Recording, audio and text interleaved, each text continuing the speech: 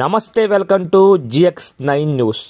కోరుకొండలో జరిగిన బ్రాహ్మణ కార్తీక వన సమారాధన కార్యక్రమంలో శ్రీ లక్ష్మీ నరసింహ గాయత్రి బ్రాహ్మణ సామఖ్యవారి ఆహ్వానం మేరకు గురువారం నాడు తెలుగుదేశం పార్టీ యువ నాయకుడు పెందుర్తి అభిరామ్ పాల్గొన్నారు. ఆయనకు బ్రాహ్మణ సామఖ్య సంఘం సత్కరించింది.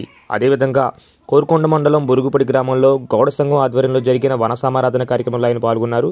వారి వంట తెలుగుదేశం పార్టీ నాయకులు మింగి లక్ష్మీనారాయణ తదితరులు ఉన్నారు. చేసిన పెద్దలందరికీ నా నమస్కారాలు.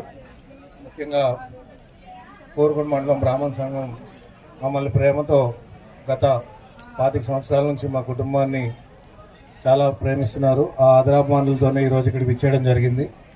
ముఖ్యంగా ఇక్కడికి నన్ను ఆహ్వానించిన పెద్దలకి అందరికీ కూడా ప్రత్యేక నమస్కారాలు.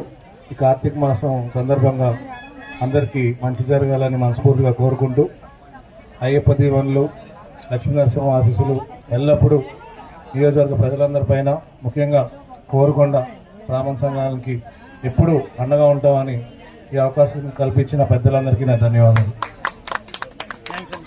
ధన్యవాదాలండి.